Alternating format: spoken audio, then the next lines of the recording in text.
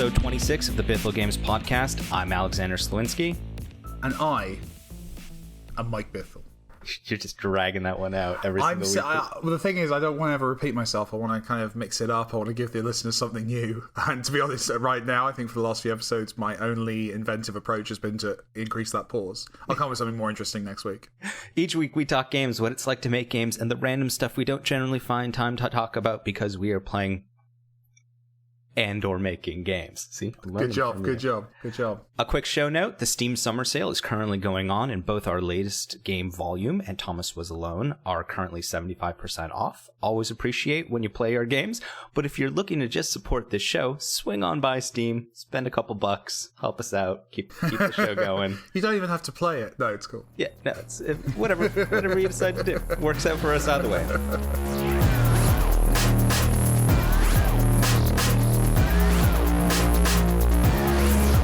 We're going to dive straight into what's going on at the studio this week, because this week's episode is dedicated to covering the recent decision by the United Kingdom to exit the European Union. This is commonly known as Brexit, or the British exit referendum. Since 65.7% of our audience, and that is an actual... that's very specific. That is an actual statistic. You see, what you've done here is you've come into a debate about Brexit, having actually read some numbers and statistics, which is more impressive than what my country did. Thank you.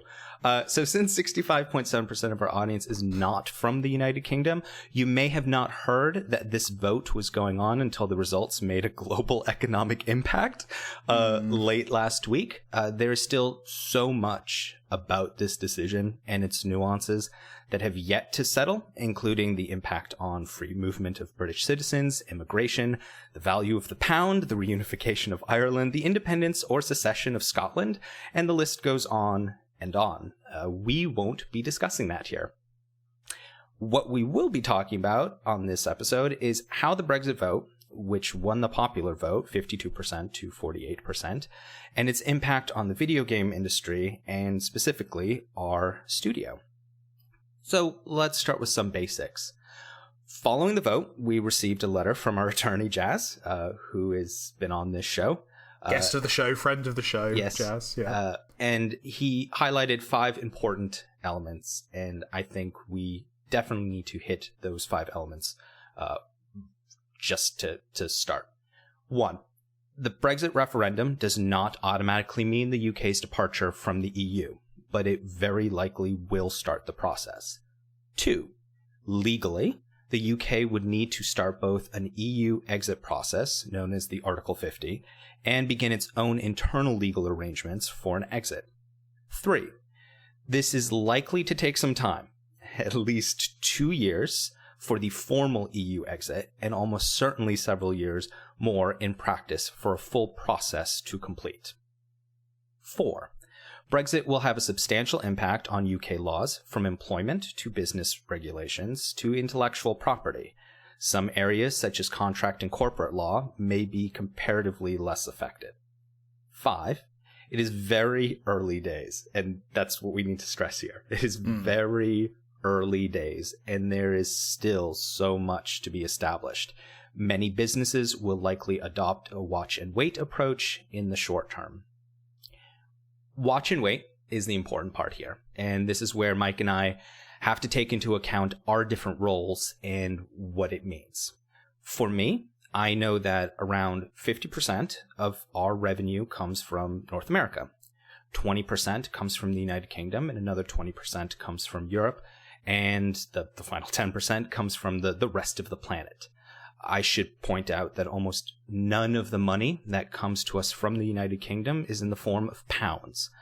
Since our digital distribution partners deal in euros, that means we receive the money converted over into our bank account, which is in pounds, but it is a euro to pound conversion that occurs.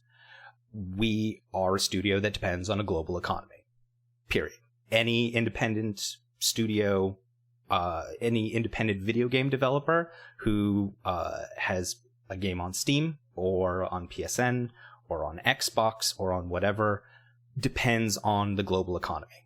We don't have a shop on a high street in northern England or something along those lines, where we are specifically we are playing on a global stage.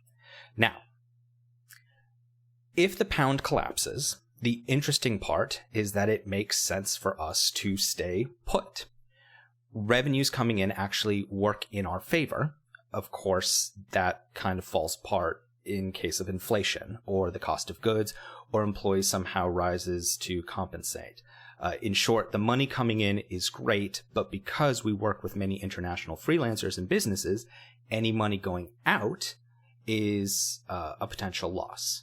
So, Mike, I want you to first take a second since you've worked in different studios inside the UK, to explain sort of the cost differences of living in London as compared to the discussions that we've had about potentially moving to Bristol or Manchester.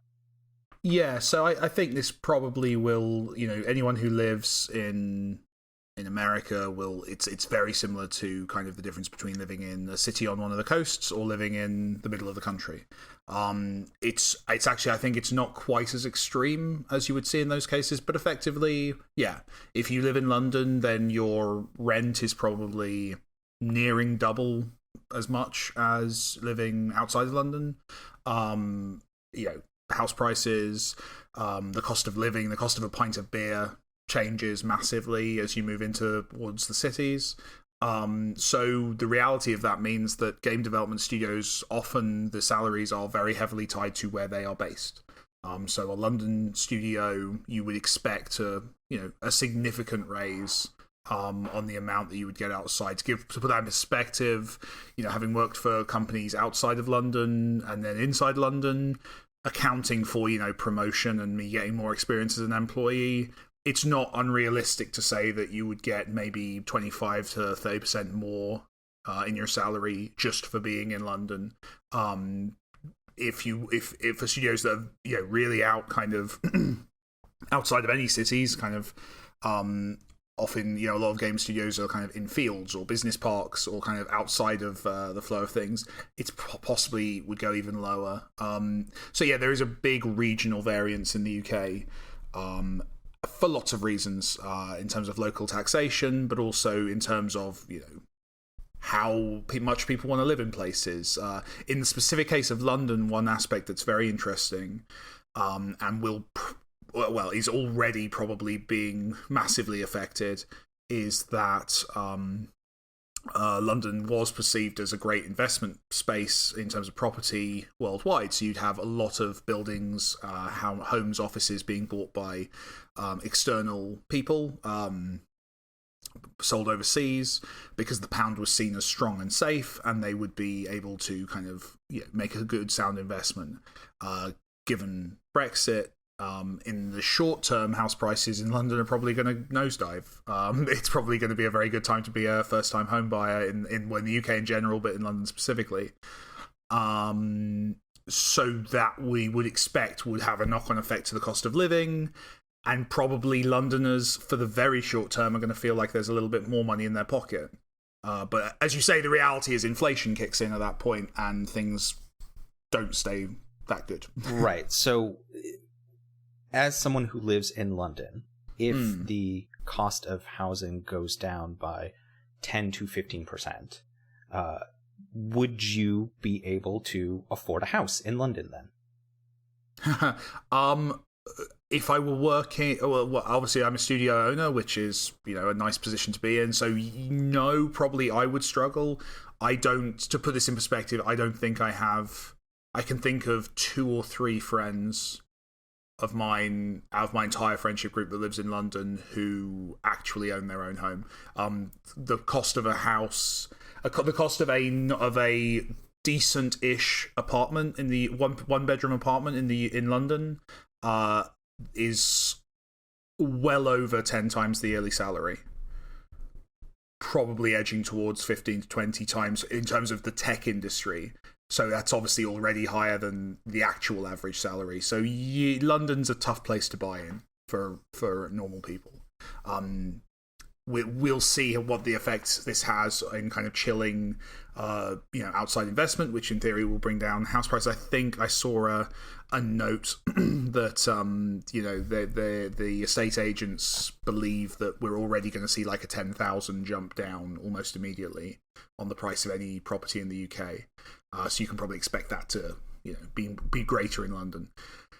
No one knows yet. It's a big pile of unknowns, but it's probably not going to be great for anyone who owns a home. But like I said, for first-time buyers, of which I will be one, it's actually in the short term very good for us.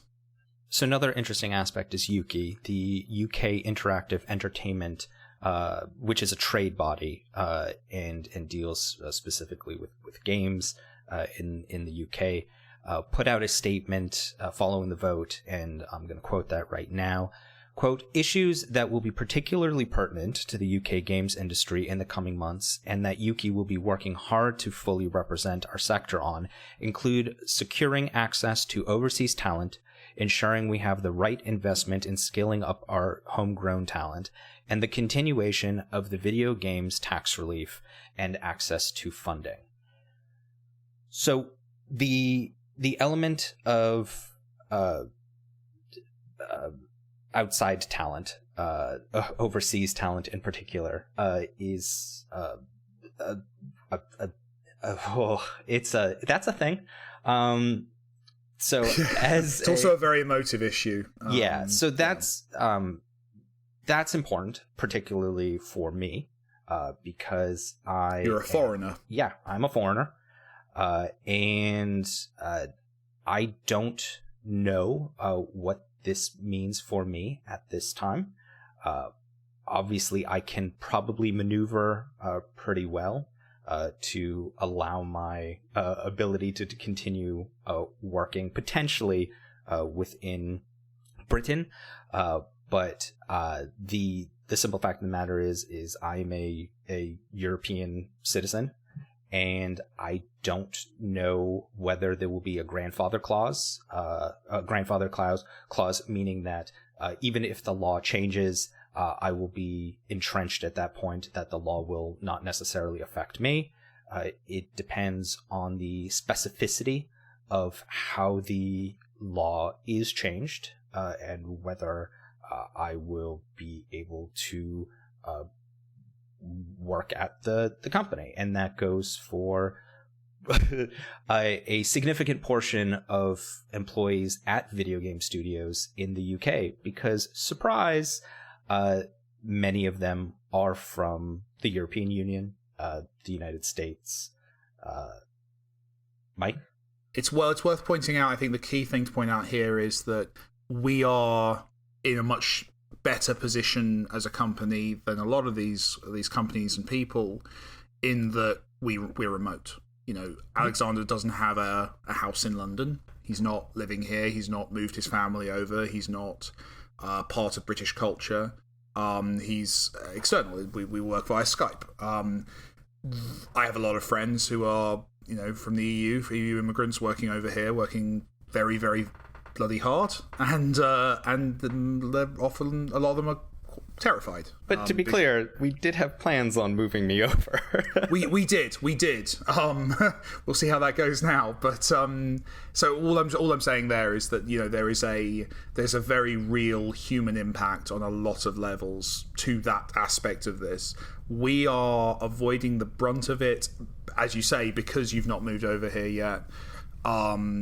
It's worth saying, though, that in theory, immigration in the UK, I don't remember the number off the top of my head, but immigration from outside of the EU is actually, I believe, higher than EU immigration into the UK. I believe. I'm not entirely sure about that number. And obviously now it will be. But that implies that we will have a relatively open border, one hopes. Which means that this doesn't mean there will never be a way of an EU person working in the UK again. Hopefully, it will mean that we'll all be all right, and that people will be able to stay and work. I know the politicians. This is why it's potentially too early to talk about a lot of these things, because we have a lot of politicians in the UK who were very much going under the anti-immigration banner, putting out some quite scary posters, who are backpedaling, who are saying no, we never said we would cut immigration, because frankly there's a lot of complexity to cutting immigration. That's a big thing to do, and the EU likely wouldn't allow us, if we wanted to trade with the EU, to put those kind of blocks in place.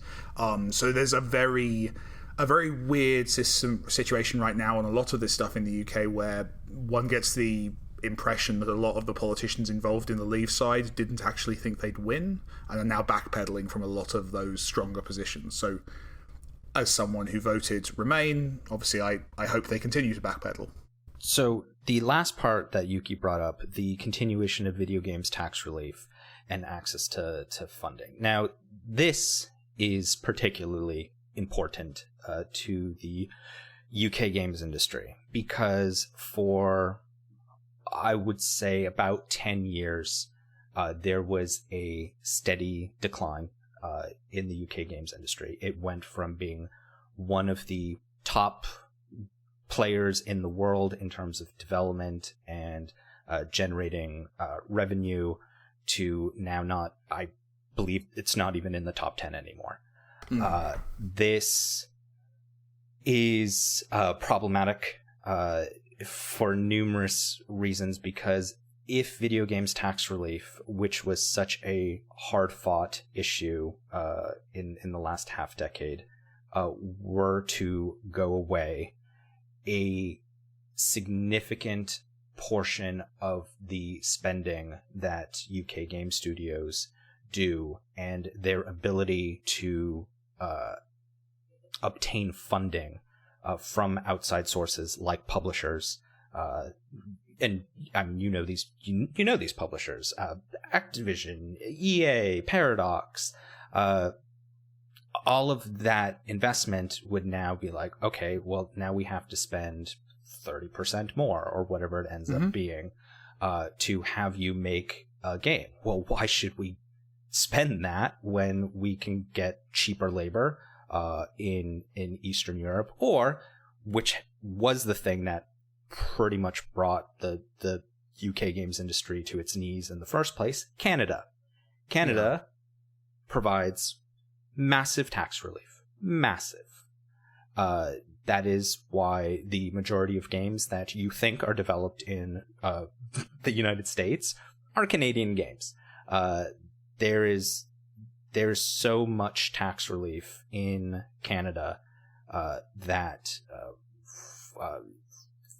35 to 40-ish%. There's a province that has a 50% return on payroll spending. So that video games tax relief, if the economy does go bad, it's going to have to be one of the first things that I believe you call them austerity measures. Yes, we do. Yeah, that's the thing to point out with this, because I think there's been some confusion, because in the UK there's a lot of spending from the EU on sectors, a lot of be it in the form of tax breaks or in the form of literally funding. So for a lot of agriculture in the UK, a great deal of stuff in Wales, a great deal of stuff basically in our poorest communities in the UK was being kind of subsidised and helped by the European Union. That's going to stop. The games industry, the film industry gets a great deal of funding from Europe, and friends of mine in the film sector are incredibly scared because effectively an enormous amount of the funding that was keeping the British film industry going and the British television industry in a good place is gone, or will become gone. Well, when we went to Manchester, Media City, which is one of the places we were looking at putting up the studio, that's a European funded entity, correct? Or it was I think parts of it were. But that's the thing, is the film and television industry does rely on European money in a lot of places. I mean, they're also a very successful industry that I'm sure will bounce back, but like that's a fear there. The tax credits we gain are from the British government in particular, so it's not a direct relationship that money was coming from Europe, but as you say, the best case scenario is that we have a little recession. That's kind of the best case scenario that any politician or economist is saying, is that we're going into a dark few years in the UK financially. And yeah, that will kick in. Already austerity measures have been massive in the UK. Video game tax credits, when you compare that to removing money from the NHS or schools, that's not going to be a tough decision to make. And can you explain what the NHS is for a second? Sorry, the NHS for the next few years is a system by which the UK taxpayer, a large amount of the UK tax goes into a system called National Health Service, where we then, as a nation, receive free at the point of use medical treatment. It means that when my gran got hurt her hip, she got to be in hospital for a month. Well, not a month, a few weeks, and get surgery, get treatment, get support, then outpatient services entirely free, because my gran has paid her taxes her entire life, and that's her getting back some of her investment she's made in the country.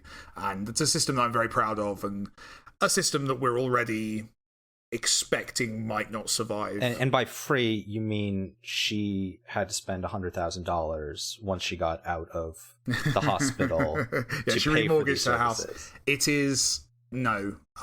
It was completely free. I mean, she paid her tax. It's not free. You pay your taxes, but yes, free at the point of use.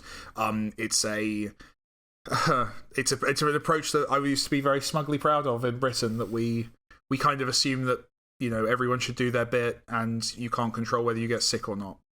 And I've been very smug and proud of that for many years, and it's kind of saddening to see that in a potentially very precarious position.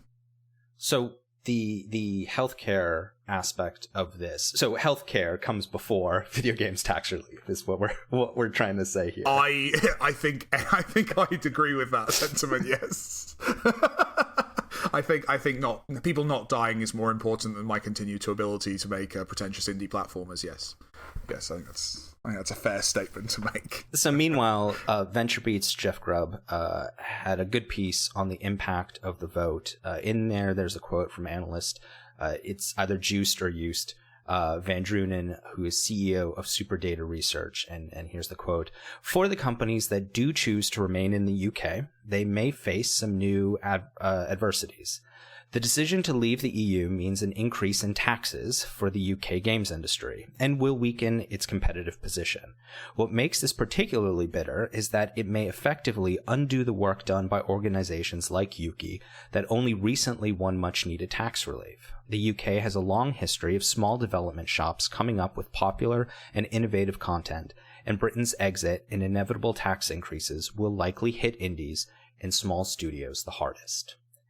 It's a great irony that the reason the tax reliefs were so hard to obtain was primarily because of kickback from Europe.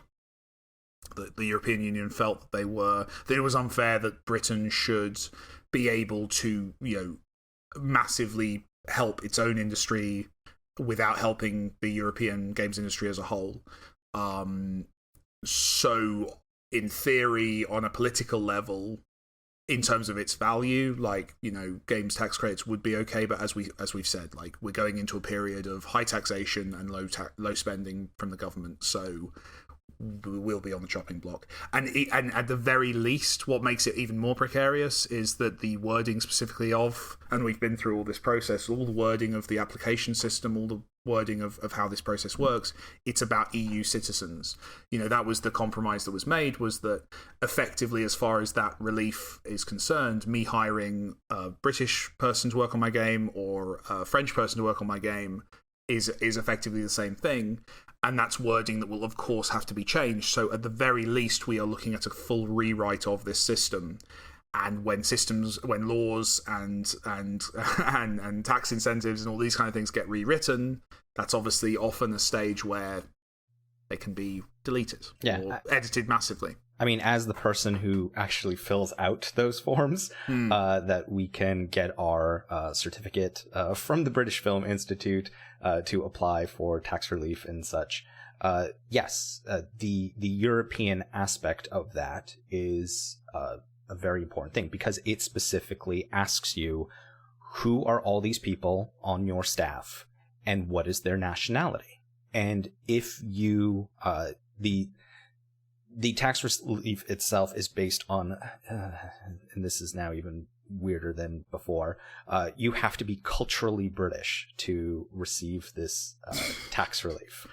And it was fine, because in there, it could have been Mike and a bunch of French people and a bunch of Germans or Swedes or whatever, and it's fine, because in the end, it is still culturally British or culturally. Well, that's European. the weird side effect. Is that was another compromise to the European Union, was they got it through as kind of as a cultural heritage thing, rather than necessarily just a financial, let's make this industry do better. So the reality is the culture test could be removed. The culture test could be gone. You could basically just have, because I don't believe, like Canada, for example, I assume doesn't have a cultural test, otherwise every Assassin's Creed would be set in Vancouver. Which would be great. Assassin's Creed Montreal. Exactly. Assassin's Creed Quebec City. Although they have, in fairness, they have done some stuff set in Montreal in the Assassin's Creed series, so it was an unfair example, but I assume there's no cultural test, so therefore, there's no need for us to have one anymore by this. So it could lead to a loosening. Assassin's Creed Halifax.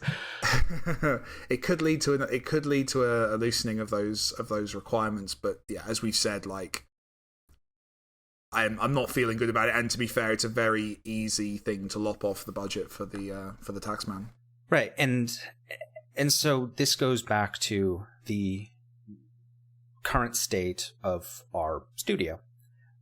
The current state of our studio is we do a lot of freelancing work. We hire people from all over the place and pay them, and that is the way we currently do things. And what's interesting is that in that VentureBeat piece, they have interviews with several other UK devs, and they also express that, no, this is great for us, because the pound is going to fall, and we're going to make more money because our money comes. We're an export company, right? We're going to make more money because of the exchange rate, and because and that's great. And the hiccup there is that it is because those studios, much like ours in its current state, hires people from other places in the world and then just pays them. We're not bringing people into a studio. We do not have a physical location, and that was sort of the plan.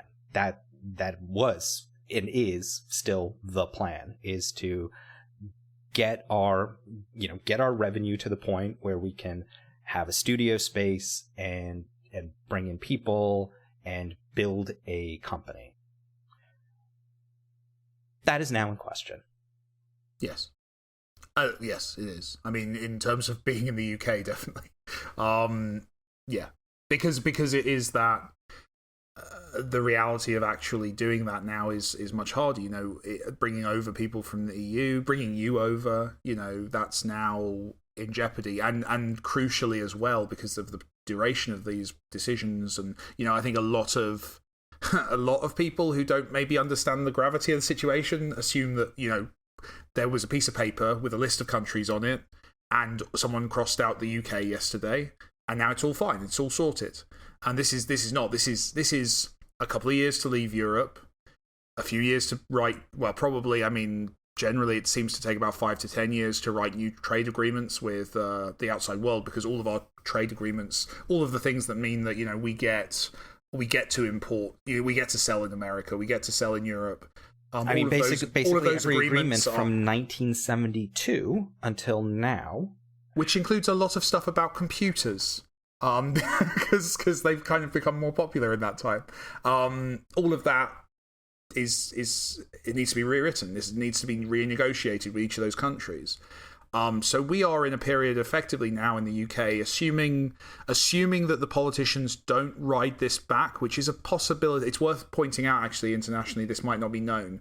A referendum in the UK is not binding. So you could find a situation here where the politicians go, actually, we're going to stay in the EU. And it would make them unpopular, and it would probably, it would have a massive effect on the next election.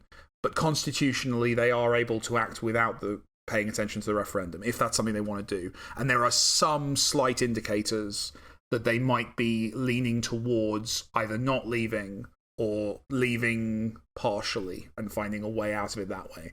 So, but assuming it does go through, assuming this is now that the UK is leaving the EU, then we should also, sorry, I just want to take a second to point out that we also need to point out that the morning of the vote at like 7 a.m., the British Prime Minister walked out of his house and said, "I'm out." Yeah, he resigned. He was on the side of Remain. I mean, it's a fair argument. He basically said, and I'm not David Cameron's biggest fan, but he spent a lot of time and energy and clearly believed in the EU staying. So the idea of him being in charge of the country when it leaves is very strange. What that now means is we will have an unelected prime minister for many years, which is a whole other constitutionally interesting thing. We don't have a line of what's it called? Sorry, the line of, in America, the thing that makes sure that, if the president dies, vice president. If the vice president dies, secretary of state. Line of succession. We don't have a line of succession. We don't have a vice prime minister in this country, which means that when this happens, when a prime minister resigns, and it happens in the UK more than you might expect. I believe it happened to Thatcher and it happened to Blair. It happened to Thatcher and Blair. So that's twice in my lifetime this has happened. When it happens, the party effectively internally selects two candidates, and then the membership of that party has an election. It's the equivalent of if Obama resigned, the Democratic Party saying, okay, we want the president of the United States to be Hillary Clinton or name another Democrat, Bernie Sanders. Let's say that happened. And then putting that to a vote of their members. So not a Democrat, but we'll go with it. Is Bernie Sanders not a Democrat? It's complicated. Okay, but regardless, it's that, and so essentially the voter has no say in this, and the voter basically has to put up with it until the next election, which I believe is 2 to 3 years away in the UK. I forget the exact date. But the reason I want to bring up Cameron is that is a very confusing element to specifically to Americans and potentially to folks around the world. Our other listeners. Our politicians resign when they make a mistake or feel unable to do the job. Well, that he didn't go up to the podium, and like you had mentioned, the referendum is non-binding. He did not go up to the podium and say, you know what? Nope, we're not doing it. Nope. Or it is slightly confusing for us because if something similar were to happen here, Obama or whoever the president is in that situation, I think it would cross party lines. Would go up to that podium and be like, I am going to veto the heck out of this thing. Like, we are not doing this because of reasons that they would come up with, that the speechwriters would be furiously writing between 2 a.m. and 7 a.m. There are no vetoes for the Prime Minister of the United Kingdom in this kind of scenario. Yeah. This is so. I just wanted to bring up that element because it is certainly confusing, and certainly many Americans have asked, wait, so if it's non-binding, why is this all happening? Like, why did this? Well, it might not be happening. I mean, that's the other aspect of this, and that's where a lot of the uncertainty comes from, which was kind of the original point I was going to make. Is we basically have 10 years of not knowing what's going to happen in the UK, and that means that puts everything on uncertainty. right now we have a very weird situation where I don't know how much of this is getting played in America, but while the Prime Minister has resigned, the key leaders of the Leave campaign, notably Boris Johnson and Nigel Farage, have both gone, on television and basically backpedaled. Basically said, no, we're fine with immigrants, and we'd like to keep a very good relationship with Europe. And Boris Johnson was the previous mayor of London. He was the mayor of London for, I believe, 2 terms he stayed in. And is someone who has been jockeying for being the Prime Minister. He is very much likely the successor to David Cameron eventually. And Farage is whom? Well, Farage is the leader of the UK Independence Party, UKIP. He is a very, very far right anti-immigration politician who has gone on television and said that maybe we don't need to stop immigration. So that's my point, is the rhetoric has cooled, and it very much feels like we might be about to see a backpedaling effectively on this issue from the politicians, because I mean, my read of it is I don't think the politicians involved in the Leave campaign actually thought it would work. I think they thought that it was a way of protesting, a way of raising their notoriety, a way of gaining visibility. I'm sure you can't think of any similar situations in America where this might be happening. I think this came as a massive shock to the establishment that this was even taken seriously. So I want to take it back to our studio for a second, and go through a couple more contingencies, just to walk through them, because potentially you may be able to help explain this better. The United Kingdom. The United Kingdom is which countries? The United Kingdom is England, Wales, which everyone always forgets exists, Scotland, and Northern Ireland. Okay. So if Scotland decides to break away from the United Kingdom, and should we explain? I'm sorry. Should we explain why they would? Okay. So the reason Scotland would do this is because Scotland, all of its counties, correct? Their counties voted to remain in the European Union across the board. They did. I mean, and just to give some historical context, there was a failed referendum to gain independence for Scotland. Scotland has been moving strongly to the left, kind of like against the trend across Europe, which has been generally moving towards the right politically. They've been moving to the left for some time. There's a history there of, very, very low income families, and they've had some tough times. And there's been a growing kind of disaffection with what they would perceive as the kind of the Westminster elite, they don't like being ruled by England anymore, is effectively the short version. So there has been a lot of devolution to Scotland in order to kind of sate those fears, whereby they have a lot more power in their local government. But, it came to a head a few years back. An independence vote was taken, very marginally missed out on independence, which, as someone who is both proudly a UK citizen and a European citizen, I was personally, as an Englishman, very happy that Scotland weren't leaving, because I like Scotland. I like the people of Scotland, so it was nice for me. But that didn't happen. But the leaders gained popularity and visibility, and in the last election, Scotland, the SNP, the Scottish National Party, which sounds like a right-wing party from the name, but it's actually very much on the other side of it, very much a left-leaning party. They gained a great deal of momentum. Arguably, that momentum actually caused the Labour Party, which is our mainstream left-wing party in the UK, to lose enough seats that they didn't win the election, and the Conservatives came in. So there's already a lot of power in Scotland and a lot of kind of push behind this.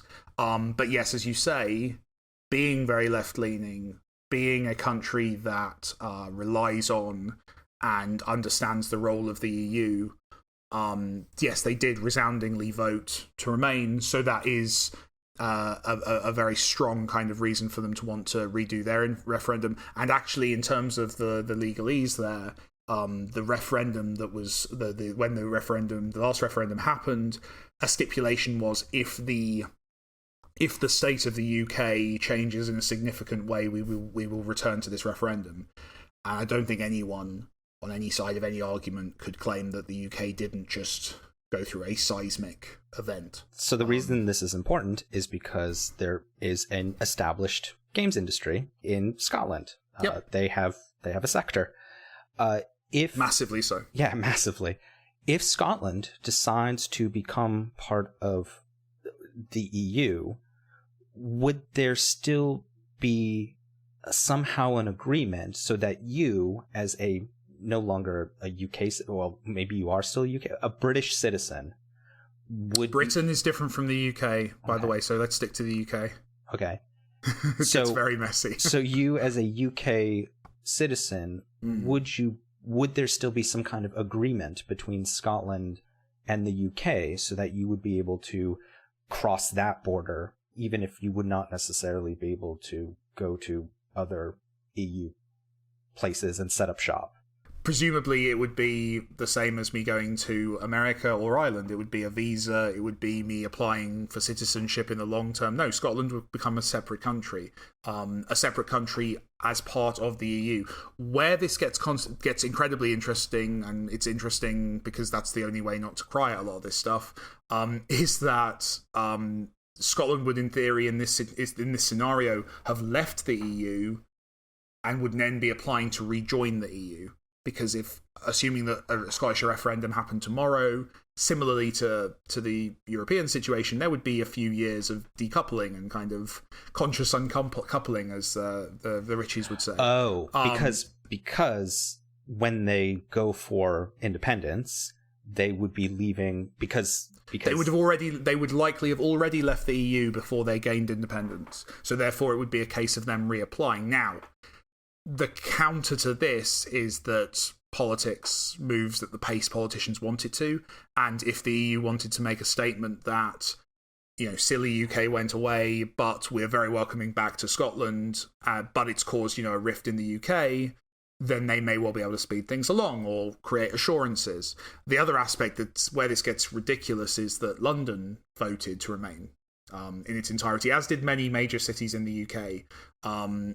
So London is seriously talking about going to the EU and negotiating directly as a city, which could present an incredibly weird precedent of a city-state effectively, which would have differing capacity to interact. I don't think that one's being taken too seriously, but it is.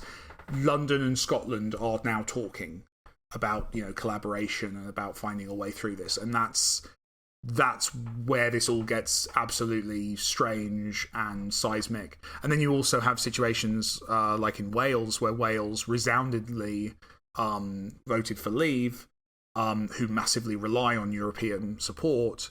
And we now have Welsh politicians calling on the British government to ensure that they still get the subsidies that they were getting, but now from the British people directly. Which is a very strange situation. Similarly with Cornwall, which voted to leave, but Cornwall, weirdly of all places, gets an enormous amount of EU support. And they're now scared that they're not going to get that. And, with friends in the public sector who rely on those jobs, that's a terrifying situation. As is probably coming across, there's a lot of unknowns. And, those on the leave side claim, well, you don't know anything wrong's going to happen. We don't know anything yet. It could be fine. Every expert or anyone who understands the Constitution or the political side of things, of which I'm certainly not, is saying the best case scenario is a small recession. So we'll see. It's a terrifying time. And one thing I want to make absolutely clear on this podcast is, while we're talking about the business side of this, there are millions of people who are terrified of being displaced, being deported, and that goes both ways, of course, which is the one aspect that people often forget, is you have a lot of really talented, amazing Europeans working in the UK, but you also have a lot of UK people working in Europe who would find themselves in a difficult position. Now, in theory, as you say, there will be protections, there will be grandfather clause style stuff, hopefully, but hopefully isn't going to make those people sleep any better for the next 2 years. And it also doesn't help us in determining the future of this company and what we are planning to do with it. So thanks for listening to this episode of the Bithell Games Podcast. We can always use your support, so please provide reviews and 5 stars on iTunes, likes and subscribes on YouTube, and positive reinforcement on whatever other platforms you're hearing this show on whenever possible. This podcast was produced by Jonathan Downen. We'll be back next week with a normal episode. I'm Alexander Slawinski. Thanks again, and get in the last word, Mike. Sorry.